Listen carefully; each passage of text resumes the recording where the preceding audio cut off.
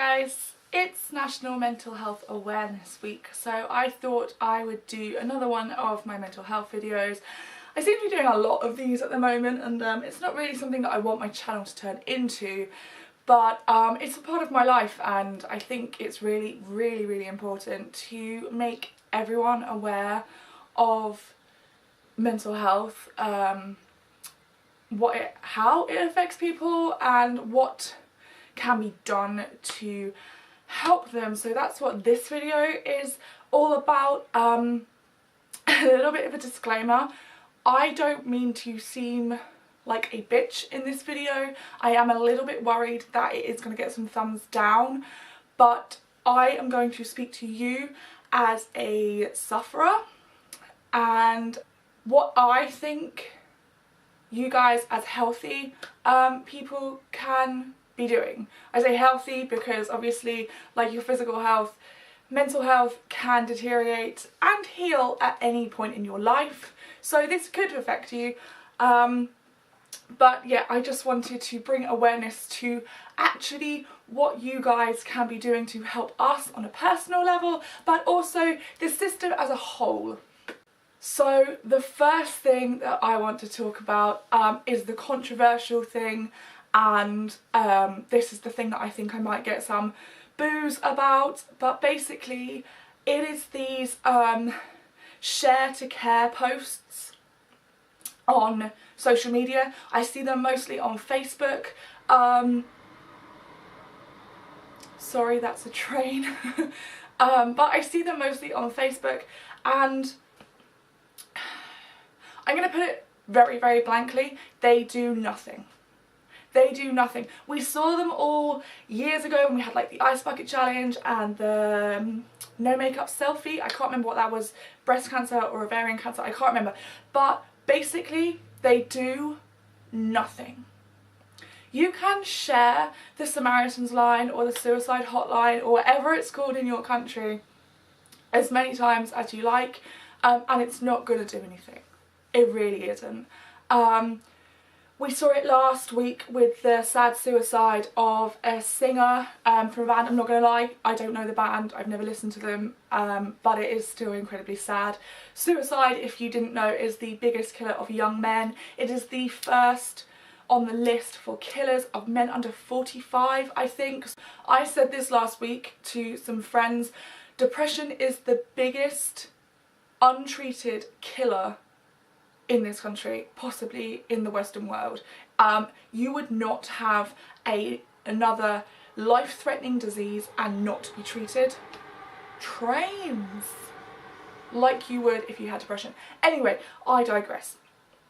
Sharing these statuses, these videos, well, not the videos, I don't really see. Oh, you do have those videos, you have those like, you're worth it videos. They don't help, okay? We feel like shit. Sharing those statuses do, look how worked up I'm getting, is boost your own ego. They are, I think, quite actually a selfish thing. Now, I'm not slating you if you do it. Please don't see this as a personal attack on you, but really, we know that those helplines are out there. We don't think that we are worthy to phone them. And this brings me on to my second point. This is going to be in two parts. If you know someone that is suffering, or you suspect someone is suffering, ask them and talk to them, but go to them. Because sufferers, especially, I am talking to someone who suffers very severely from depression and some forms of anxiety, go to them. I very rarely will reach out to someone because I do not think, A, that I'm worthy, B, that they want to be troubled, or C, that they can help, basically. So what you need to do is reach out, but, and this is something that I've been thinking about for a while, it's something that has plagued my personal relationships, and it's something that someone was talking about on Twitter last Friday, I think it was. You, as the person who is reaching out, needs to be strong enough to deal with it.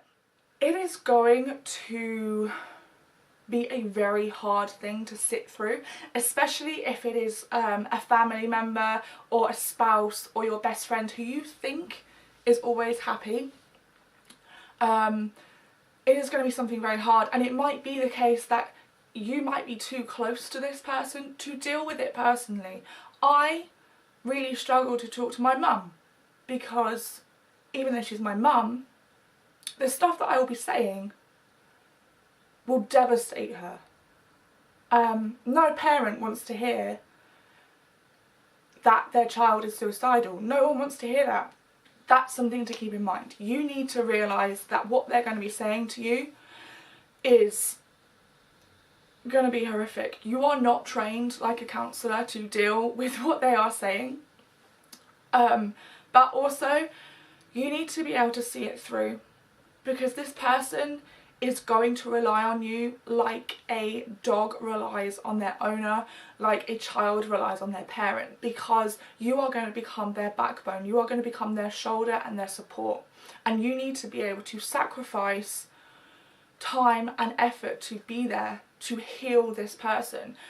Not heal them to perfection, but just to make things a little bit brighter. And you need to do that consistently, and that is something that you need to look inside yourself and think, can I do this? Can I see it through? I know I have severe abandonment issues because people have said to me, I'll always be there for you, and then 2 months down the line they're gone. And I know life things can get in the way. Third train. But you need to still make time for that person, because you are going to become their rock. That's at like the most severe level. Obviously, do check in on people. You know, I like it when I get little Facebook messages from people that I barely know, just saying, look Hannah, I saw that you're a bit sad, how are you doing? I like that, because I don't really have any personal friends. I have like one friend in Southampton and then my parents' friends, but it's just nice to have those check-ins. But really do think, can I be that person that they always rely on? And it's not for everyone. I'm going to put that blankly. It is not for everyone. You are not a counsellor, so do your best, but even explain to the sufferer, look, I'm not going to always be there for you in person, but you know, drop me a text or something like that. But really think of the long term. Are you going to abandon this person ultimately? And the third and final thing I want to talk about is campaigning. The NHS is severely underfunded in the UK. I can't talk for other I can't talk for other countries, like I keep saying, but the NHS is severely underfunded. I have my first counselling session tomorrow, and it's taken me 3 years to get it. That's something I'm going to actually vlog and put up hopefully tomorrow. But yeah, it's so underfunded. The charities cannot cope. The system cannot cope. So what you can do, if you don't think you can deal with being the support that sufferer needs, is campaign. Write to your MP, sign those petitions that go around on Facebook.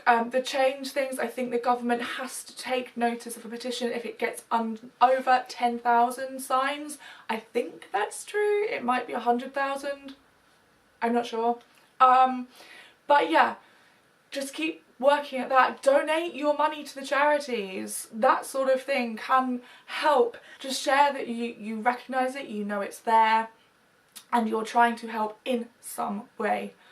Those are the shares we need, not the self-inflating ego ones. Well, I hope that I haven't seemed like too much of a bitch and this ramble makes sense, because it's something that I'm really passionate about, and it's a very hard subject to talk about,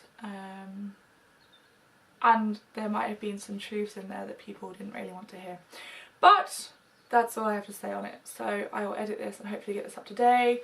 Keep sharing the Mental Health Awareness Week, it's super important. Bye.